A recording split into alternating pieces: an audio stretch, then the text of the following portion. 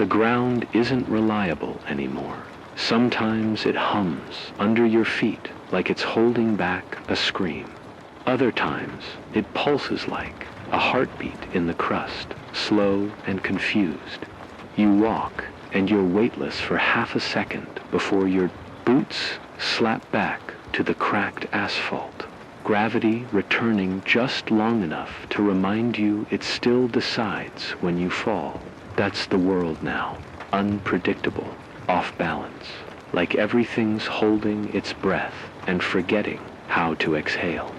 They say it started subtly those early days, when birds began flying in spirals and the tides crept too far inland. The oceans don't know where to stop anymore. Coastal cities became ghost coasts, swallowed not just by rising water, but by a tide of panic. Then the gravity shifts grew bolder. Buildings groaned under pressures they weren't designed for. Bridges twisted. Rivers ran uphill for minutes at a time, dragging silt and bones along with them. Skyscrapers collapsed, not because of storms or bombs, but because the very rules of physics grew tired of being followed. I used to live near Chicago.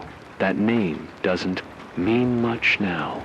Cities have lost their edges, flooded, burned, or buried under collapse. What's left of them looks like sculptures made by a vengeful god. Train cars wrapped around lampposts, concrete cracked like dry skin, trees growing sideways, out of buildings. There's no north anymore, not because of compasses, though those haven't worked in months, but because direction itself feels meaningless. You move or you don't. You survive or you vanish. The sky's a strange shade of metal most days. Not silver, not gray, just wrong. Sometimes clouds flicker like static. I don't know if it's radiation, ash, or the atmosphere just breaking down. I stopped trying to guess when the moon began to drift higher, lower, closer, like a drunk circling the earth, never steady. Nights are longer now, colder. Sometimes you feel heavier at dusk, like something's pushing down on your shoulders, and then it lets go. 1 minute you're trudging through shattered parking lots for supplies, and the next you're floating 6 inches off the ground with your insides twisted in confusion. People have died that way. A boy in Missouri floated straight up until the sky swallowed him. An old woman in Spokane was crushed into the floorboards of her living room like a rag doll under a god's fist. Gravity isn't a law anymore, it's a suggestion, and one the planet no longer enforces evenly. Governments gone. Some collapsed. Quietly, others with gunfire and denial. The emergency broadcasts ran for a while white text on red backgrounds telling us to remain calm. But when the laws of mass and motion stopped applying, so did the laws of man. No one had protocol for fluctuating gravity. Now. It's pockets of survivors scattered across what's left of the dry zones.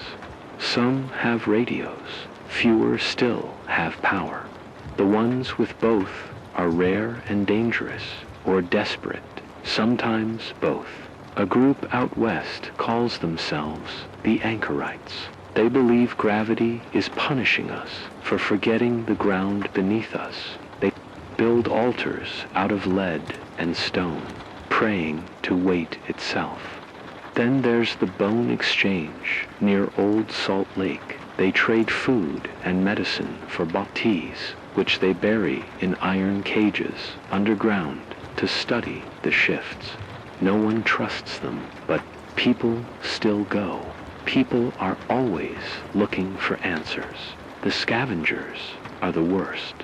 Not always violent, but always watching, waiting. They know the ground better than anyone, know how to read the winds, the tremors, the slight upward tug before a surge. They walk like animals now, knees bent, backs hunched, ready to spring. Or cling. They're fast when gravity drops, and brutal when it spikes. Water's rationed, so is fire. Batteries are gold. You learn to live light, to carry only what you can grab when the floor vanishes beneath you. Rope is currency, so is steel. Anything that can keep you grounded. Some folks wear weighted boots. Others strap themselves to trees, girders, each other, and still they disappear. Time feels slippery. Days stretch out like molasses. Nights snap by like a whip crack. You sleep when you can. You move when the earth allows it. And me, I keep the radio going. Not because anyone's listening, though I like to believe someone is, but because sound is proof. Proof I'm still here. Proof that something still travels straight and true. Even if light bends wrong, and apples don't always fall from trees anymore. So, if you can hear this, you're not alone. Not yet. My name is Aaron Calhoun. Though names aren't worth much these days, they slip through our fingers like sand with each tremor beneath our feet.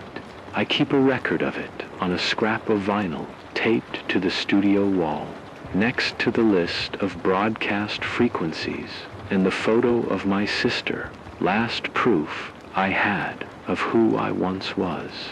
I used to work in aerospace engineering, studying gravity's pull, mapping its patterns. Irony isn't lost on me, but the work feels worthless now. Since gravity itself turned traitor, I found this radio station, a rusted commercial building on the edge of what used to be Denver 6, months after everything went wrong. At first, I thought I'd missed my chance.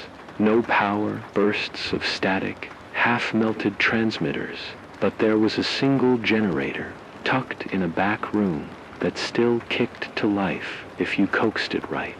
I spent weeks scavenging capacitors and wiring, patching holes in the roof to keep rain off the control board, and rigging a pedal-powered backup so I wouldn't be stranded when fuel ran out. Now the station is my cathedral and my prison, the only place where I can still speak and be heard, even if it's only by the crickets or whatever's left of the crickets, every dawn. When gravity eases its grip and my boots feel lighter on the cracked tiles, I climb the narrow stairs to the antenna mast. I tighten the bolts with gloved hands, shaking from the chill and from memories. I can still feel my daughter's small hands slipping from mine, carried away when gravity surged last spring. Even now, my heart flutters like her sandals did, lifted off the street before gravity slammed them back down. Sometimes I swear I hear her voice in the Windan echo on the frequencies I broadcast. I never know if it's real or just a desperate wish. My survival routine is rigid. I wake before sunrise, though sunrise itself is unreliable, sometimes bleeding into dusk. I crank the generator for exactly 3 minutes and 48 seconds. No more, no less, to warm the studio and charge the batteries. Then I pedal for 5 minutes on the stationary rig I built, listening for signs that the ground beyond these walls is stable enough for me to venture out. If I hear the low rumble of a minor fluctuation, I wait. I time my runs for the gravity lulls when I can. Cross the open lot without floating halfway to the moon or being slammed into the earth like a bowling pin. I carry weighted chains in my pack and a length of steel cable to anchor myself to lampposts or girders if I get caught mid-shift. Food is scavenged from the skeletons of convenience stores, looted military supplies, and the occasional rooftop. Greenhouse someone managed to preserve. I ration rice, beans, and whatever cans of fish or stew remain. Water I filter through scavenged charcoal, then boil, though boiling doesn't always help when gravity gobbles up steam and sends it shooting out of the pot like a geyser. I've learned to let water cool in weighted jugs, tying them down until the fluid inside settles. I keep a small journal in my pocket, dates, supplies, notes on gravity's patterns. It's not much, but it's everything. What drives me? A memory of normalcy. A memory of Lena, my daughter, her laughter, the way she'd press her nose against the classroom window to watch raindrops run down the glass. I remember the first time she asked why apples always fell to the ground, and I showed her the equations. That explained it. Now, when the air itself tries to lift me off my feet, I wonder if I ever truly understood gravity, or if I only pretended so I could teach her something sweet before the world fractured. I also survive for connection. Every broadcast is a Rhesia lifeline thrown out into the void. I speak into the microphone even when the static drowns me out, because I believe someone somewhere still listens. One night, a distant voice crackled back, "Aaron, you there?" It was broken and faint, but it was enough. We swapped coordinates until the frequency flickered out. I don't know who it was, a soldier trapped in the Rockies, a researcher in a hidden bunker, or another lonely soul like me. Whoever they were, it proved I wasn't the last human left. My losses carve grooves in my chest. My wife, Naomi, stayed behind when the gravity anomalies first spiked. She was a geophysicist and believed she could calm the tremors with a network of stabilizers. I begged her not to go, but she said someone had to try. When the final message from her station broke into static sample readings, cut off mid-sentence I felt something inside me snap. Now I listen for echoes of her voice on every channel I scan, hoping for a miracle I no longer believe in. Yet I rise each day because despair is more dangerous than any gravity surge. When the world wobbles beneath you, the mind can wobble too and lose its center. I cling to hope like an anchor, rigid and unyielding. I schedule my broadcasts at dawn and dusk, slipping between faltering signals to read old news, to share survival, tips to recount memories of thunderstorms and stable ground. I describe the smell of rain-soaked earth, of forests alive with green light, even though I haven't seen them in years. I describe Lena's laughter. I describe Naomi's steady hand on my shoulder. In these recollections, I'm rebuilding a world I cannot see, one story at a time. There are moments, though, when the weight of solitude crushes me, and when I emerged, my voice was hoarse from fear and despair. I set the microphone and spoke for 47 minutes straight, apologizing to ghosts for failing them again. I wept between sentences. The tape still plays in my mind, the crack of wood, the echo of tears, the pounding rumor of gravity's heartbeat. But that broadcast survived. It floated through the airwaves, carried on unpredictable waves of force, and reached people who needed to remember they were still alive. Survival here isn't just about footsteps and bullet casings. It's about carrying stories across gaseous voids of silence. It's about proving that humanity's voice can cut through static even when the very ground refuses to hold you. I keep my journal open to today's day, July 17th, 2025, though the number feels arbitrary. Days blur together, but writing it down anchors me. It's still a Thursday by old reckoning. I talk about the sky here, about how the hue has shifted toward a bruised purple at dawn. I describe the smell of concrete dust, of scorched metal. I give warnings. If you hear a low humming in the distance, don't run toward it. Brace yourself and hold tight. It's the earth winding up for another toss. Each sentence I broadcast is both confession and salvation. I confess my failures, the times I ran out of fuel, the nights I went hungry, the moments I almost let go of the microphone and collapse into silence. I confess the weight of seeing buildings fracture, of holding my daughter close as she floated and then fell, and yet salvation. Because on the other side of confession lies connection. Somewhere, someone may catch these words and feel less alone, may learn how to brace for gravity's tantrums, may remember why they fight to keep breathing. I tell the story of Aaron Calhounot as a hero, not as a martyr, but as a survivor who refuses to vanish. Sometimes I imagine Naomi's voice weaving into mine, guiding my sentences. Sometimes I imagine Lena pressing her ear against a radio speaker in some distant safehold, nodding to let me know she's there. I don't know if any of it is real. Maybe it's just the last glimmer of hope shining through a fractured world.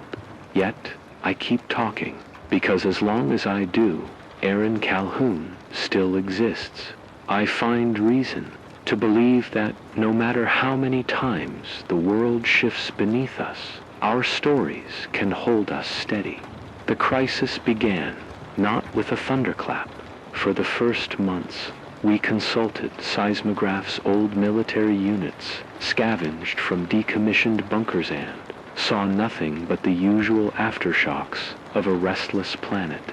Then, as spring tipped into summer, every instrument began to report the impossible fluctuations in local gravitational acceleration. Gravity was no longer a constant. It had become a storm. I first understood the scale of the disaster when the reservoir outside town emptied in a day. The high country reservoir, once a placid expanse of mountain-fed blue, gave up its water in a single furious surge. I watched the floor lift itself, then push downward as though squeezing a sponge. Rivers reversed course, surging back toward their sources, scouring banks dry. The reservoir chimed its last in a ripple of waves that vanished against an invisible barrier. Then nothing.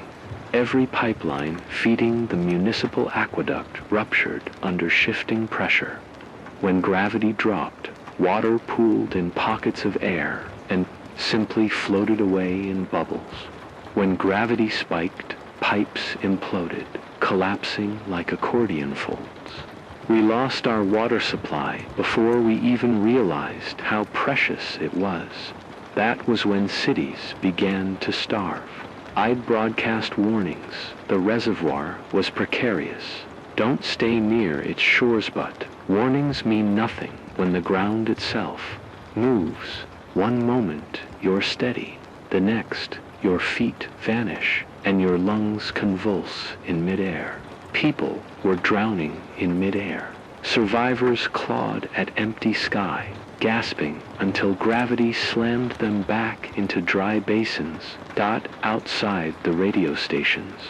Thin walls, communities fractured.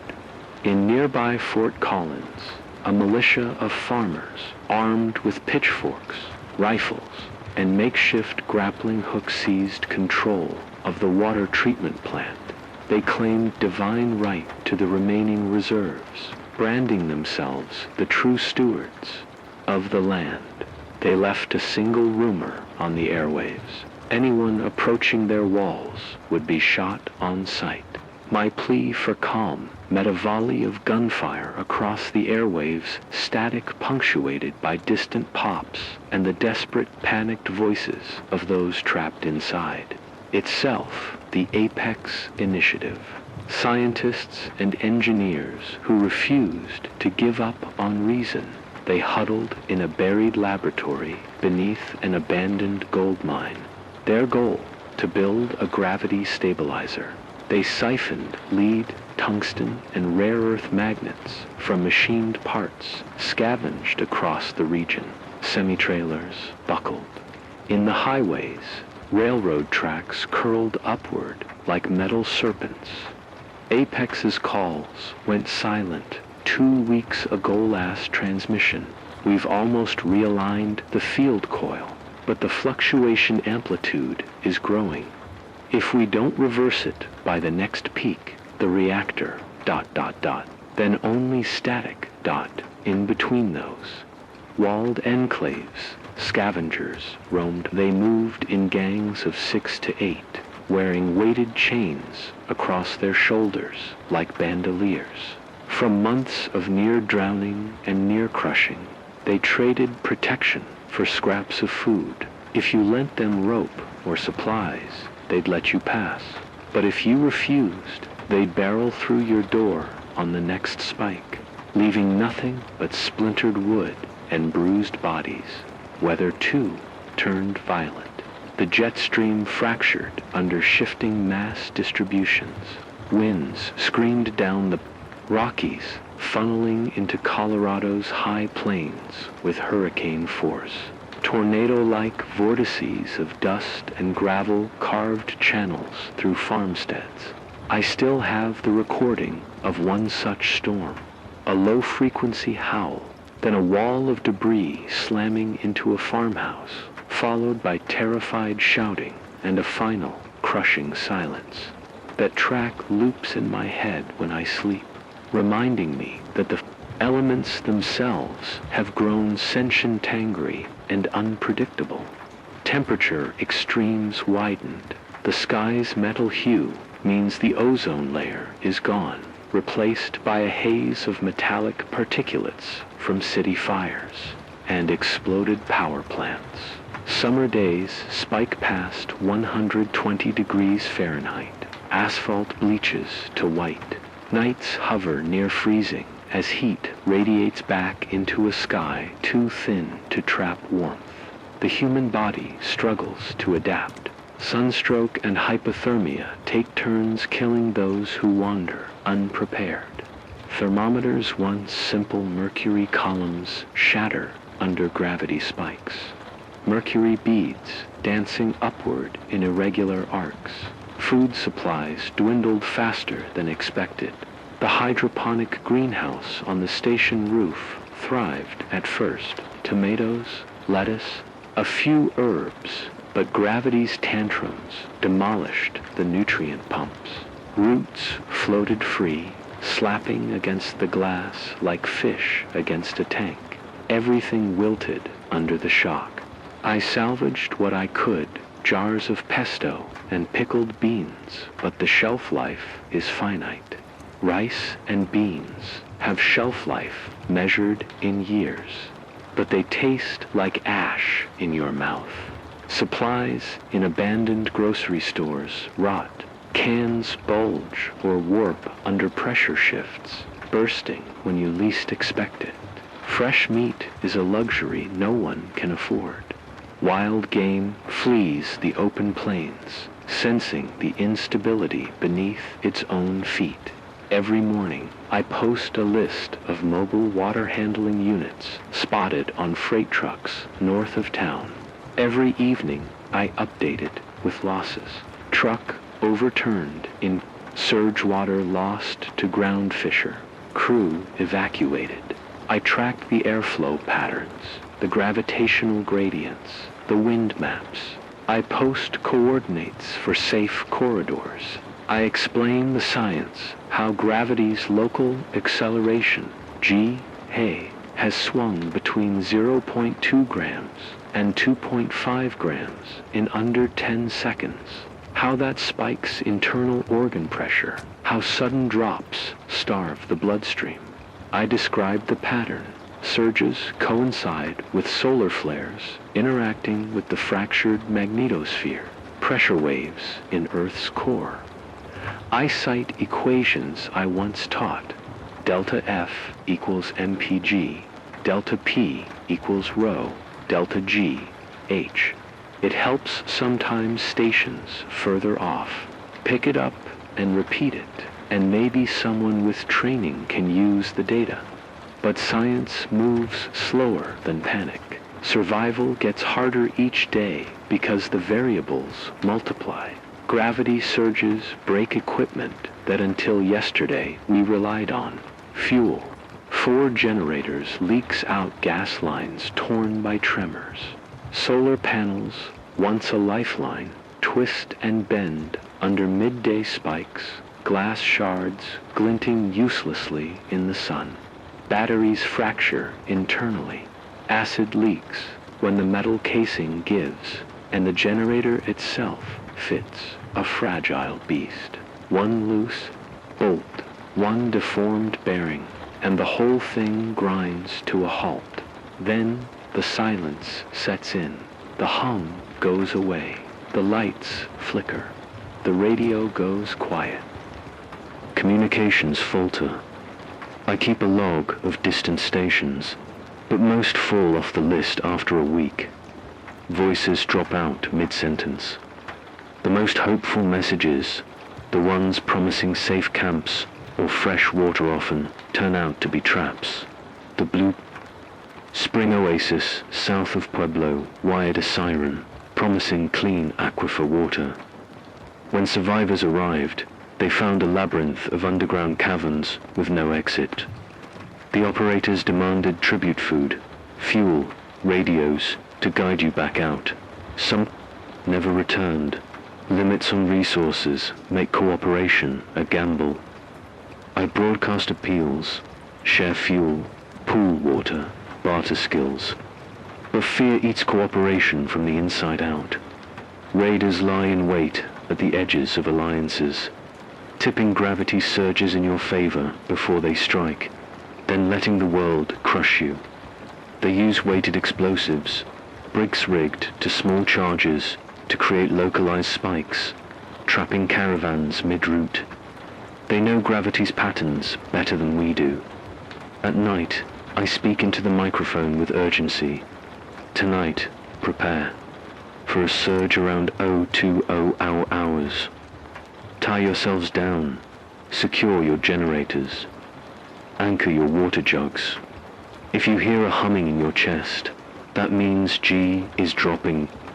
Brace your ribcage, strap on your chains. Do not move. Do not breathe deeply. Wait until you feel your weight. Return. I pause, listening to the hiss of static, imagining someone out there scribbling down my words by lantern light.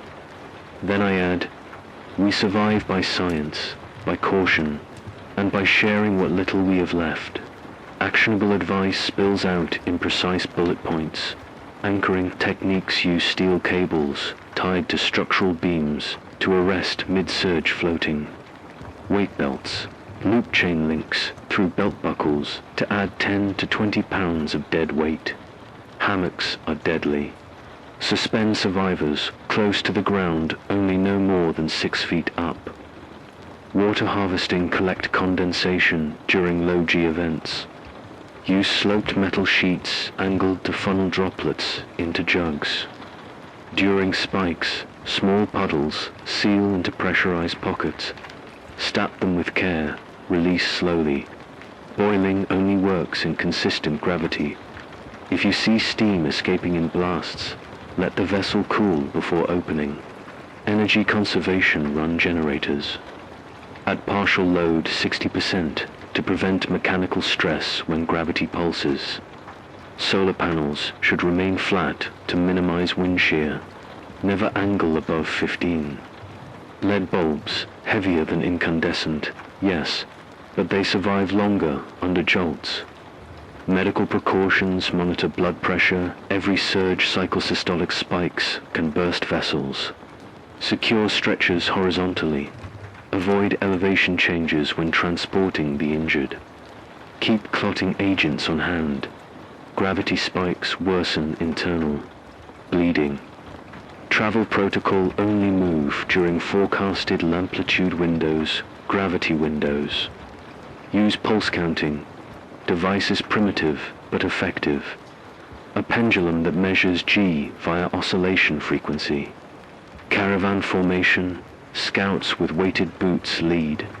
Rear guards deploy weighted anchors every 50 yards. I note equations on air, hoping someone with a geophysics background can refine the model.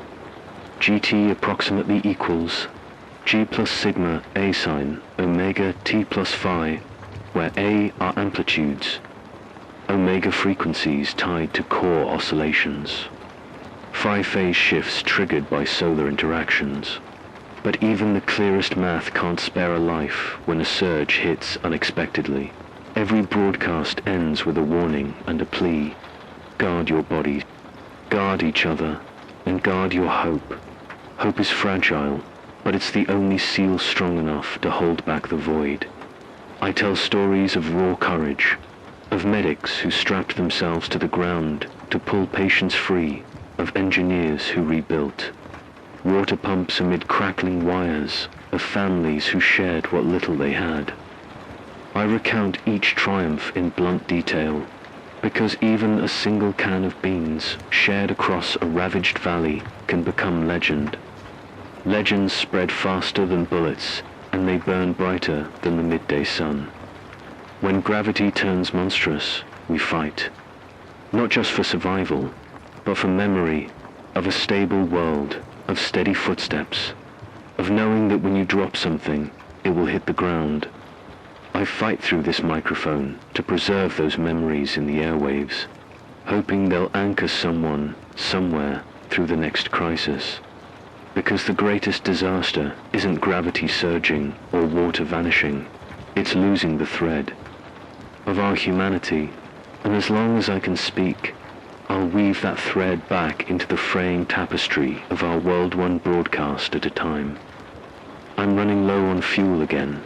The last drum of diesel sputtered out yesterday, leaving the generator, silent for the first time in weeks. I pedaled until my legs burned, coaxing a few minutes of power from the backup rig just enough to spin the transmitter coil through a half-hearted broadcast. I spoke through rasping lungs. Supply run imminent. I'll be off air for 2 days. Stay vigilant. Then I shut down, and the silence pressed against my eardrums like the weight of a collapsing sky. Water now tastes like rust. I filter every jug through a rag soaked in charcoal, then boil it all, at least I try. When gravity fluctuates mid-boil, the pot becomes a cannon, hurling steam and scalding water into the air. I guard my jugs with sticky tape over the lids, but they still hiss and leak when a surge hits. Yesterday, one jug cracked under pressure. A geyser shot water 20 feet skyward, and when the surge ended, there was only vapor in the bottle. My food cache is worse. 15 cans of beans, 6 tins of fish, a handful of rice. That should last a week if rationed, but it doesn't account. For hunger, hunger gnaws at your resolve, turning dreams of stable ground into hallucinations of fruit trees. I wake at night tasting fresh water and biting into crisp bread I never ate. Morning comes, and the taste vanishes, leaving only dust. Raiders are circling closer. The groundhounds' dirty, gaunt figures draped in chains come in waves. They've learned to ride gravity currents, timing their assaults for when we're light enough to dodge behind rubble, but heavy enough to struggle raising our weapons. They batter down the back door at dawn, scattering into the control room as the surge fades. I've traded bullets for food 3 times, Now and each time, I've lost more than I bargained. A cracked rib from falling in a mid-surge, a sprained wrist from catching myself as the floor shifted. Weeks of agony that slowed me when I needed to move fast. I fell into the rubble once, clutching my radio mic like a lifeline. The groundhounds had looted our fuel. Their boots weighed by chains and left me with empty tanks and broken spirits. No one came to help. I braced against the concrete, panting in pain, until the gravity shifted enough to lift me back onto my feet. That was a lesson.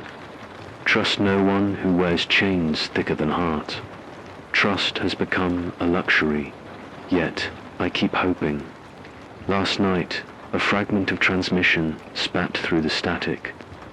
Earth, if you can hear us, meet at coordinates 39.7436N, 105.0218W. We have water, we have gravity data, we have then nothing but static, followed by a metallic click. Those coordinates point to the old National Western Complex, just north of the city. The rumor is that a group calling themselves the Gravitas Collective has rigged a makeshift aquifer deep beneath the Colosseum, grounds and underground, cistern they tapped into. Somehow shielded from the surges, they claim to have rebuilt a small stabilizer array, 3 repurposed MRI magnets arranged 2 damp fluctuations for a 100-meter radius. If that's true, it could change everything. A stable zone with water, power, even gravity you can count on. The apex of our fractured world. But rumors in this landscape twist through cracks like poison. I've heard of other oases that turned out to be traps. Wells rigged to explode. Sanctuaries that demanded human sacrifices. Laboratories where survivors were tested like lab rats. The Gravitas Collective could be Savior's Ore, the next lie. My internal struggle phrase with each broadcast. Part of me says, stay and fortify. Reinforce the studio. Scavenge closer sites. Stretch your meager resources. But another part one that's desperate for proof that hope still exists, whispers go. Make the trek. Find out if the Gravitas hold the key to survival, or confirm they're just another mirage. I catalogue every shift in gravity, every fluctuation pattern. I overlay solar flare data with local sensor logs. There's a pattern, surges crest every 14 hours, with minor peaks every 2 hours. If I leave at the bottom of a trough, I can cross the half-mile of wasteland between here and the highway entrance. From there, it's another 2 miles to the stadium. With weighted boots and anchored packs, I could make it in one push shift. Nothing goes catastrophically wrong. Grace under pressure is crucial. I pack a small bag, 2 jugs of water, 3 cans of beans, a coil of steel cable, extra battery cells, a compact radio scanner, and my journal. I strap 1 jug to my chest, another to my thigh. Chains loop around my shoulders, half a ton of ballast to keep me earthbound.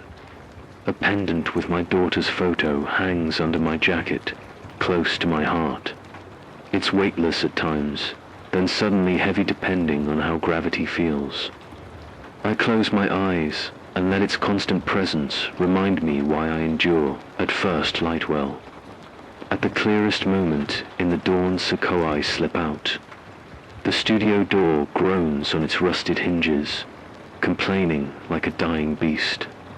Outside, the world yawns in orange metal light. Broken streetlights lean like drunk sentinels. Abandoned cars lie on their sides, engines exposed like entrails. The highway entrance, once guarded by state troopers, now sits open, marked only by a faded sign reading to I-25 North. I press my face to the dust-choked wind and feel the first tremor. I wait. The tremor builds slow at first, then quickens. My knees buckle, then lock as the chain weight pulls me down. A surge rattles through me, then fades. The road ahead lies level. My bootsteps sound hollow, as though on a drum. I move, walking. This broken stretch is a reckoning. Each step takes efforts, chains dragging, water jugs sloshing. I keep my eyes on the horizon, watching for vultures circling the skyline, for the glint of metal from ground-hound weapons. Every so often, I pause, drop to one knee, and listen. Wind, silence, hum. The hum grows, and I sense another surge. I anchor myself to a broken guardrail with cable and brace against it, waiting for the sky to regain its grip. When it does, I crawl forward, inch by inch, until I can release my anchor and move on midway through. I detect movement at the edge of the highway, a cluster of figures hurrying through low-gravity hops. They carry packs and lean on walking sticks tipped with lead, raiders or fellow refugees.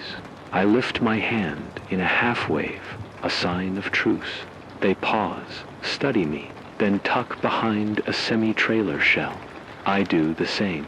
A surge hits, and for a moment, I drift off the ground, staring down at the asphalt far beneath me.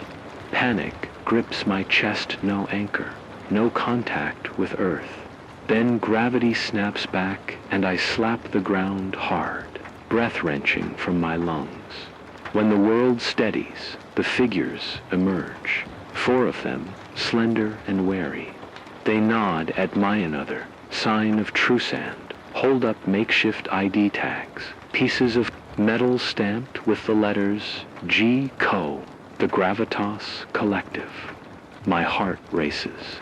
I salute them awkwardly, fumbling the greeting, then strain my neck to watch their lead scout tape coordinates into a battered GPS device. They glance at mine, shrugged, and point forward, press on.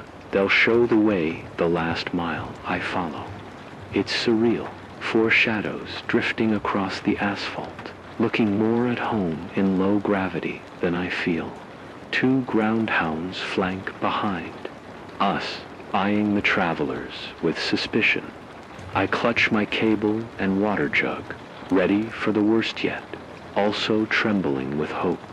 If the collective has half their claims, they could transform survival into rebuilding. We cross a gravity trough near the stadium wall. The monolithic concrete bleachers curve overhead like a husk, empty seats now twisted by surges. Chains of steel and iron run along the top ridge, anchoring the structure to nearby pylons. The Gravitas Collective has been here, reinforcing the shell against collapse. Magnets salvaged from an old synchrotron at the university hang in symmetrical arrays, humming faintly with residual current. I steady myself on a column and feel the tug of their field, gravity dampened. The ground beneath me feels solid, true dot inside the concourse. Water trucks line up, their tanks chained. To the floor, hoses lead into a massive cistern beneath the playing field. A generator hums on a raised platform, solar panels mounted on rigged trusses nearby. A group of engineers faces gaunt but determined works on a firewall that encloses the array. They spot us, raise their hands in greeting, and a voice crackles through a handheld mic. Aaron Calhoun, we've been expecting you. I stop, my breath catches. I step forward, and gravity feels normal for the first time in months. No chains pulling, no mid-step lifting. I kneel and kiss the ground. The engineers exchange hopeful glances. They lead me to the cistern's edge, where clear water ripples. Quietly, I cup my hands and lift it to my lips. Cool, pure, untainted, Relief floods me, sharper than any surge. But behind relief lies doubt. Is this sanctuary real? Can it hold through the next solar flare? Can its stabilizers withstand the peaks that shattered reservoirs and labs across the region? And what will it cost to remain here? Trust, again, hovers like a question mark. I press record on my radio mic and hold it toward the engineers. This is Aaron Calhoun, I announce, voice thick with emotion. I've found the Gravitas Collective. We have water. We have gravity you can believe in. Stay with your radio's details, coming soon. My finger trembles on the transmit button. I glance at the surrounding faces, hopeful, determined. I feel the weight of their gazes. My next words could bind their fate.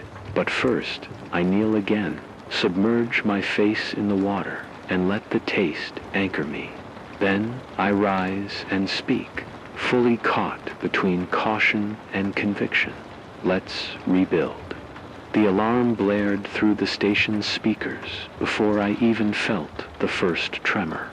I was in the control room reviewing sensor logs for tomorrow's broadcast when the lights flickered and the floor lurched.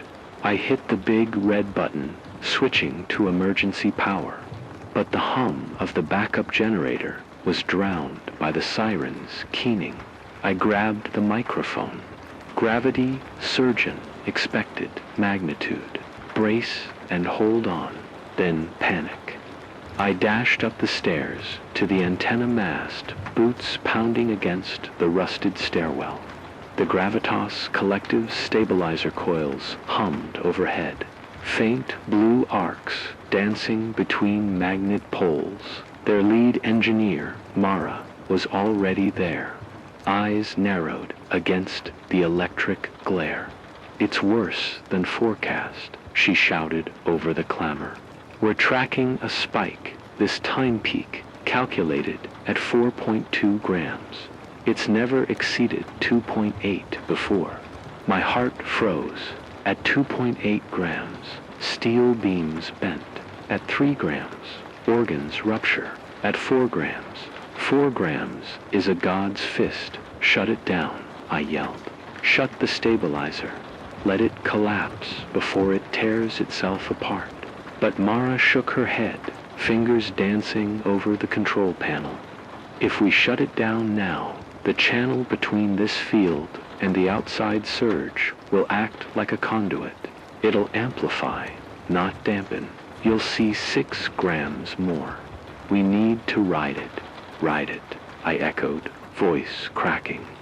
You want everyone inside that coil to brace yourselves, she cut in, and pray the field holds. Behind her, the ground began its first convulsion. I braced against a metal strut as the world bucked and leaped. A wrench shattered on the deck. Cables whipped like snakes. Sparks rained from the magnet housing. Seized Mara's arm. Where's the shutoff? Below, she gasped. In the generator room, you have to manually flip it. I nodded, muscles burning to move. I sprinted down the stairs, each step a gamble. Gravity shifting with every heartbeat. When I reached the generator deck, the air smelled of ozone and hot copper. The stabilizers thrumming rattled the panels. I saw the shutdown lever, a massive red switch guarded by a plexiglass flap. I lifted the flap. My fingers hovered over the switch. Behind me, I heard the coils field begin to flicker. Blue arcs snapping in and out. Then came the flash, a white-hot flare of light, like a star, collapsing. The world paused caught between extremes. I felt my weight vanish. The metal beneath me twisted upward, pulled by the outside surge. Loose tools, shattered wood, and shards of magnet housing drifted around me in a slow ballet. My first instinct was fear. My second was the lever. I lunged, yanking the switch downward. For a moment, nothing happened. The tremor eased only slightly. Then the hum of the stabilizer cut out. Its field collapsed in a deafening crack. The outside surge slammed into the now open station like a tidal wave against a levee. I crashed to the floor. Pain shot through my ribs. The concrete ceiling bowed. I hit my head. Stars blossomed across my vision. 4 seconds that felt like hours. I lay there as gravity rocked me back and forth, smashing the walls inward. And then the relative calm. I crawled to a shattered window and peered out. The sky above the stadium rippled like oil on water, as though the world's seam had been stitched back together. The concourse lights flickered on. I heard cheers distant, hoarse cheers that grew louder by the second. I forced myself upright and staggered back to the mast. Mara stood there, face pale but resolute. We clutched each other as the siren fell silent. "It worked," she whispered, voice raw. We dampened the peak. Below us, the gravitas collective poured onto the field, looking skyward with arms raised.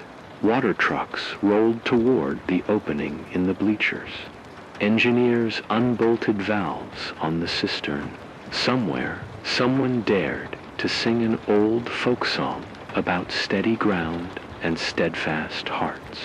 Relief washed over me, swift and overwhelming, yet, in the back of my mind, a chill. We'd survived this surge, but at what cost? The stabilizer coils were fractured, twisted metal arcs and severed cables lay like writhing snakes on the deck. Only one magnet remained intact. 40 iron girders had buckled. The next surge, it came before we could rebuild wood, tear everything apart. Stumbled down to join the crowd on the field. Mara fell in beside me, and we walked through the flowering hush of survivors, faces smeared with dust and tears, children hugging their mothers, men pounding fists on their chests. No one moved for a minute of stillness. Everyone's alive, I told Mara, voice trembling. No one crushed, no one floated off into space. She nodded, eyes brimming. You did it. She pointed at the station looming behind us, darkened windows and charred walls. You made them listen. You made them believe. I swallowed hard. We made them believe, because it wasn't just the stabilizer, it was the voices in the airwaves, my broadcasts, her data, everyone who refused to give in to panic. We'd hammered gravity back into some semblance of order, even if just for a moment. But celebration was short-lived. A low, distant roar rose from the northeast. We turned toward the horizon, where a wall of dust and debris rolled across the plains broad as a continent, black as night, a gravity-driven storm, swirling winds driven by broken jet streams and shifting atmospheric mass. It moved faster than any tornado, a rampaging beast that would crush the stadium's flimsy protection. Mara pointed. That's the dust rift. It's been forming for days. Now it's heading our way. Panic flickered across faces. The water trucks, idling at the cistern's mouth, tipped on their inner wheels as gravity fluctuated, colliding in the narrow concourse tunnels. I grabbed the microphone from my Paca handheld repeater. I'd scavenged and climbed onto a water truck. Chains rattled as I positioned myself. The crowd hushed at my signal. Listen, I said. We held the surge. But a dust rift approaches, massive, unstoppable. We have minutes to act. Mara joined me, holding up her data pad. The storm's center will hit in 4.3 grams conditions. Our stabilizer can hold us at 1 gram only within the coil radius. Outside, the rift will tear the bleachers apart. Survivors exchanged fearful glances. A girl clutched a stuffed rabbit, her eyes wide. An old man pinned his cap, tight knuckles white on a cane. We have 1 chance, I continued, to move everyone inside the coil before the dust rift arrives. Chains, cables, anchor, everything. Tie the trucks to the beams. Tie yourselves to the floor. Every last person. The engineers sprang into action, running drills I'd broadcast countless times. Rope teams looped around bodies like lifelines. Weighted anchors tapped into bolt holes. It was frantic, chaotic, but bound by a common purpose, to survive the storm. I descended into the concourse, guiding people toward the exposed magnetand, the slim safe zone within. This way, keep moving. Watch your step gravity shifts. I helped an old woman into the coil's perimeter. She shook, tears streaking gray dust on her face. "Thank you," she whispered. I thought I was done. I patted her shoulder. "Not today." Suddenly, a roar from above.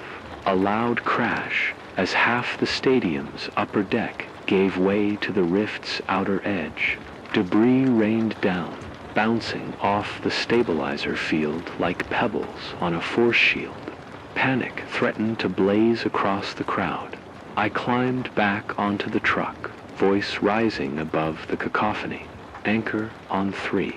1, 2, 3. Chains strained. Cables snapped.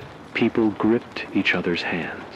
The stabilizer's hum grew louder, fighting to hold its magnetic field against the rift's battering.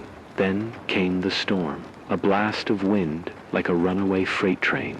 Steel panels peeled off the concourse walls. Dust and grit tore through every gap. The field flickered under the assault, arcs snapping in and out. I felt the beam anchor twist, vibration singing through my bones. "Hold," I screamed into the mic. "Hold the line." Mara's voice came, over my shoulder, urgent. "We're losing the eastern coilif. It fails. The whole thing collapses." I looked at her, throat tight. The choice impossible. Do we shut down the entire array, letting the rift wash through to avoid a catastrophic overload, or keep it running, risking total meltdown if the field collapses mid-storm? "I'm going in," I said, voice cold. "We might not get a second chance." She nodded, eyes fierce. "Stay safe." I sprinted across the concourse, boots slipping in low gravity, heart pounding. Sparks flew where the eastern coil met the generator line. I yanked at a cable connector, fighting to reroute power through the remaining 3 coils. The hum dropped a decibel. The storm roared louder. My vision blurred. I felt my internal organs compress under a sudden spike. For G. I gasped for breath, fighting vertigo. I half-crawled to the junction box, arms shaking. With a final yank, I redirected the current. Silence. The stabilizer's hum snapped back to full strength. The field flared to life, arcs bright as lightning, pushing the rift's edge back into a stuttering spiral. The walls of dust recoiled inch by inch, then broke apart like a wave retreating. The stadium shook but held. I collapsed against the junction box, heart racing, vision darkening. Mara was beside me in an instant, slinging an arm under my shoulder. "You did it," she gasped. "You saved us." I managed a grin, though my lungs burned. We saved us. Around us, survivors erupted in cheers that shook the concrete. The dust rift dissipated into a silent haze, leaving only swirling dust motes in the morning light. The sky above the stadium cleared an impossible patch of pale blue. I lifted my gaze and saw, for the first time in months, the sun's true color, not metal, not fire, a muted yellow, gentle and forgiving. I pressed my ear to the microphone one last time. "This is Aaron Calhoun of the Gravitas Collective," I said softly. "We stood against gravity's rage and prevailed. Hold fast, stay anchored, and remember, as long as we fight together, we will survive." A single cheer rose, breaking into a roar that carried out across the plains, and in that moment, suspended between hope and despair, finally believed we would. The world after the rift's collapse feels different, though whether for better or worse remains to be seen. Dawn breaks without tremors, long enough to feel real. I step onto the field's turf, now ringed by support cables and battered girders, and breathe. The air tastes of dust and something new, possibility. Survivors move among the wreckage, shepherding children toward the cistern, hauling buckets of water. It's quiet compared to the storm's roar, but noisy in its own way. Murmurs of relief, the drip of hoses, the creak of settling metal. Our stabilizer still glows faintly, humming beneath the stadium in its damaged cradle. Mara and her team work tirelessly, repairing coils and reforging cables. Each repaired magnet is a victory. Each spark of success rallies more hands. I watch as a young engineer older than Lena would be, now carefully reweaves broken field lines, her face lit by the ark's blue glow. I see Naomi in her steadiness, the way she'd cradle a circuit board with reverence. I feel pride and sorrow in equal measure for all we've lost and all we've saved. Food and fuel convoys, once scattered and desperate, form orderly lines at the stadium gates. Caravans from Fort Collins and Pueblo arrive, cautious but hopeful. Raiders and groundhounds lurk at the perimeter, wrestling with the choice to attack or negotiate. We broadcast a clear message. Refugees are welcome, but violence will not be tolerated. Roads are patrolled by collective volunteers, former farmers, engineers, scavengers, each wearing a badge stamped with the Gravitas emblem. Trust is still fragile, but it's growing, thread by thread. Water flows freely now, though rationing remains essential. We distribute measured jugs, stamp dates on each cap, and track every drop in Mara's ledger. We refill canteens at communal taps. No more leaks from floating jugs. No more runaway geysers. The cistern's pumps, once at risk of implosion, now hum with renewable power from salvaged solar panels. I help direct newcomers, showing them the anchoring protocols I recorded months ago. Chains on hips, cables to beams, anchors every 50 feet. It feels strange to teach safety after months of scrambling for survival, but safety means hope takes root. My broadcasts shift in tone. I still warn of gravity, windows, and storm fronts, but I also share stories of small triumphs. A rooftop garden flourishing beneath a heat lamp, a newborn baby carried through a surge in a cradle lined with lead shot, a musician who coaxed a piano into song during a lull. Each story is a seed planted in the static to bloom in someone's heart. Hope is no longer an afterthought. It's the main headline. Yet I cannot ignore the cost. Every anchor bolt we drive into concrete requires steel that might be better used for water pipes or structural reinforcements elsewhere. Every watt we devote to the stabilizer is one less for greenhouse lights. The question haunts me. Have we traded one fragile miracle for another? Mara assures me our design will sustain another peak if we can shore up 2 more coils, but we lack. Magnet salvage sites have grown scarce, and gravity's tantrums strip the land clean. On my nightly rounds, I pass the memorial wall we erected in the concourse metal plaques inscribed with names of the lost, scientists who sacrificed themselves to reroute power, scavengers who never made it back from runs, children carried off by mid-air surges.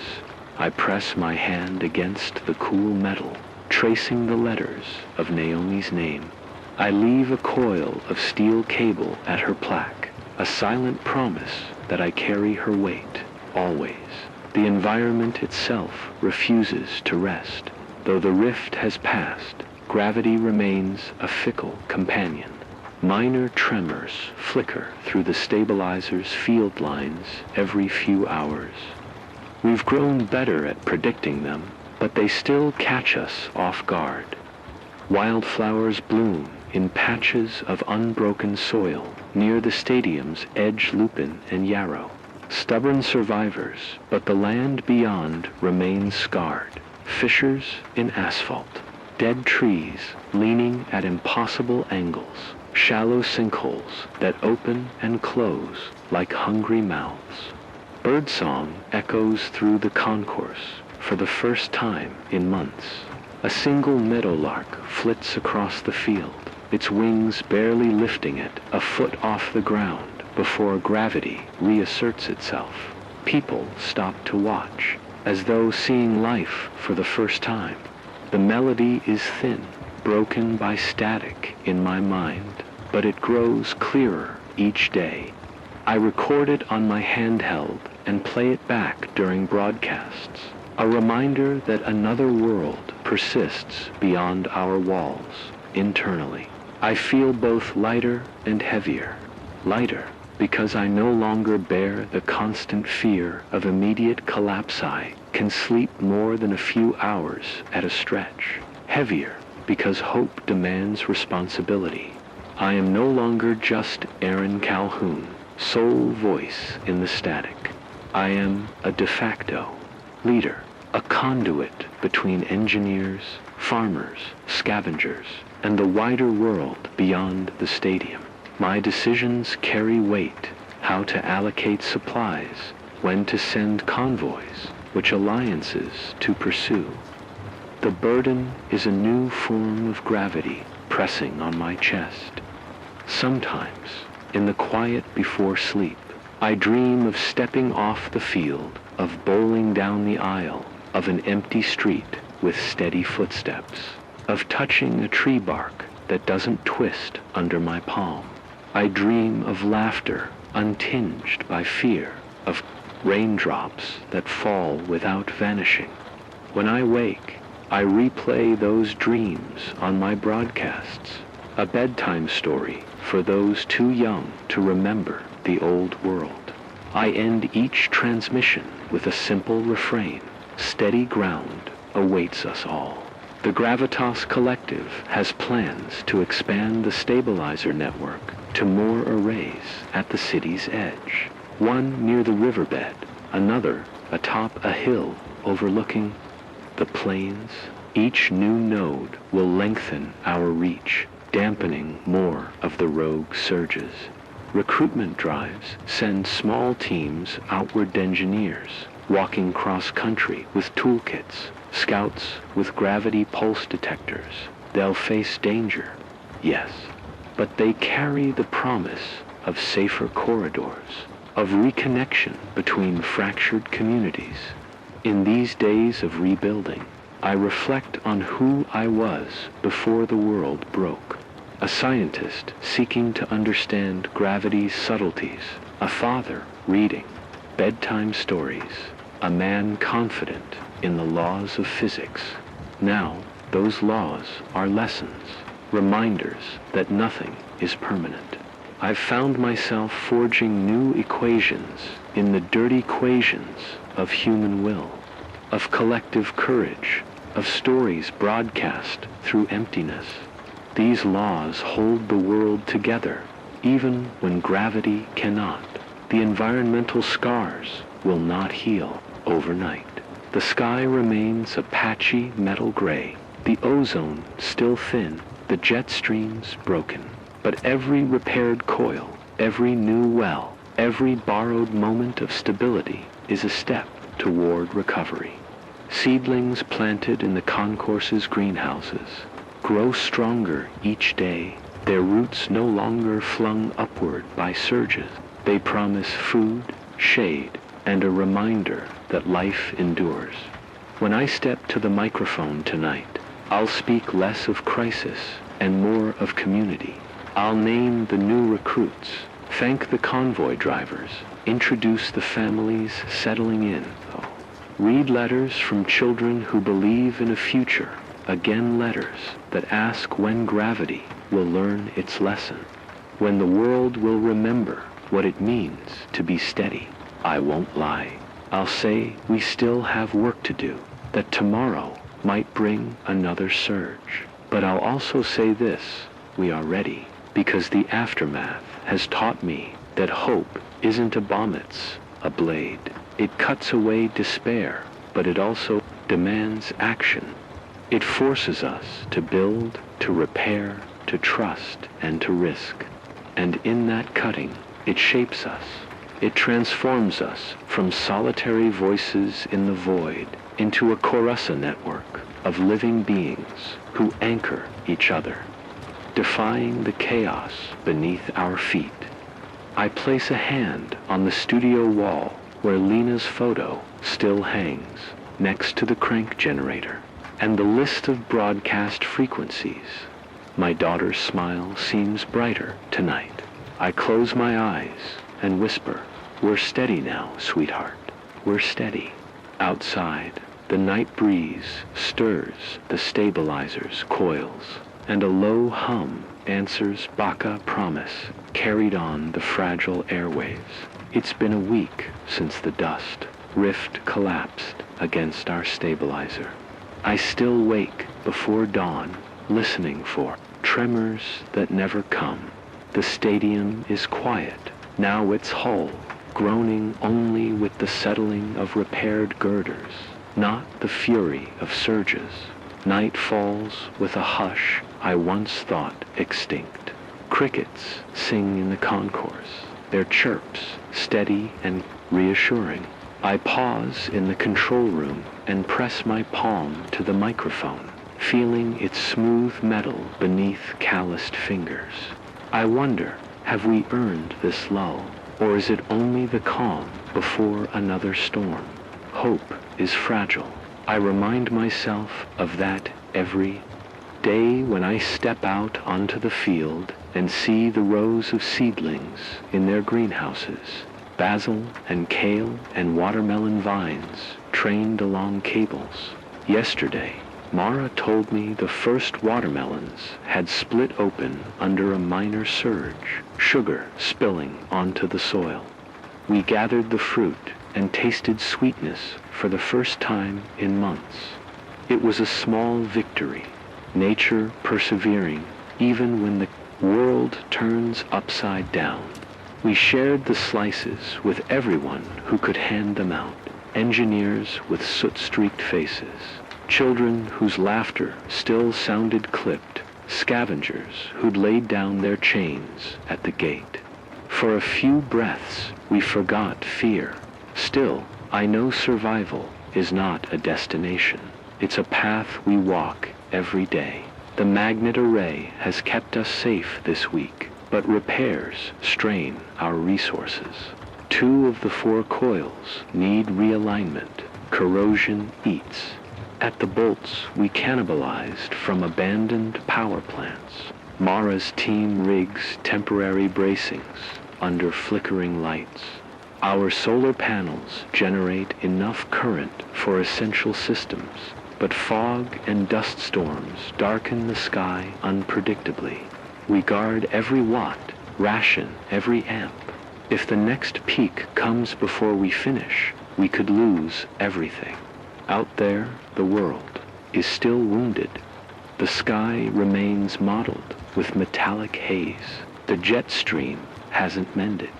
Weather patterns swing between heat domes and flash freezes. I monitor the data feed from a weather balloon launched 2 days ago. It drifted north before flattening against an invisible barrier in the stratosphere. No one quite understands why it stopped at 35,000 feet. Perhaps our atmosphere is splintered as badly as our gravity field. Bracing for storms, I reroute convoys, reinforce shelters, and post daily bulletins on low-amplitude windows. Preparedness is our shield, yet hope persists. Yesterday, a caravan arrived from the Cascades, dusty and sunburned. They brought saplings and maple stender shoots from the highlands. They claim the mountains, though battered by shifts, still hold pockets of stable gravity where roots can take hold. They've been growing trees in valleys carved by landslides, using gravity windows to plant seedlings. They offered to share cuttings and cut life vests only for a moment of weightlessness. I stood among the gathered crowd, holding a fragile pine shoot in my hand, and felt something stir deep inside me. A whisper, perhaps we can remake this world, one seed at a time. I confess, I nearly wept, not from relief, though I felt plenty of that, but from the reminder that life resists annihilation. Even gravity's cruelty cannot snuff out ambition, kindness, or the stubborn love we bear for each other. The memory of normalcy may fade blue skies, unbroken ground, but a new normal takes shape in its place, one defined by ingenuity, by communal bonds forged in crisis, by the stubborn act of planting roots in shifting sands. Tomorrow, I'll speak about that caravan. I'll describe the pine shoots and the sky-blue mountains they came from. I'll remind listeners that communities still exists beyond our coils, that someone, somewhere, still believes there is more to life than mere survival. And I'll issue a call. If you have seeds, cuttings, knowledge of cultivation, send your coordinates. We'll share our greenhouses. We'll build an arboretum of hope. I know the appeal risks overextending our fragile resources. But what is survival without purpose? What is a life without growth? Each sapling carries risk water, soil, light haul, precious, but each also carries possibility. Each is a statement. We refuse to be cinders. As dusk bleeds into the metal-hued sky, I walk the perimeter of our stabilized zone. I anchor myself to the last remaining coil, tracing its magnetic field with my fingertips. The hum under my palm is softer now, tired yet tenacious. I close my eyes and imagine the field expanding, reaching across the plains, knitting, fractured, gravity back together. I know that dream is distant. The technical hurdles are immense, the materials scarce, the terrain unpredictable. But visions of a wider safe zone keep me awake at night, coaxing silent equations into my worn journal. I think of Lena's laughter bright and unguarded dand. I realize my greatest role is not as engineer or broadcaster, but as storyteller. If I can imprint in the world a narrative of persistence, perhaps it will take root when my hands grow too weary to tend it. I speak of our triumphs and failing bolts, of unexpected allyships with former enemies, of weightless nights when the stars seemed within reach, glittering against distortion, rippling in the sky.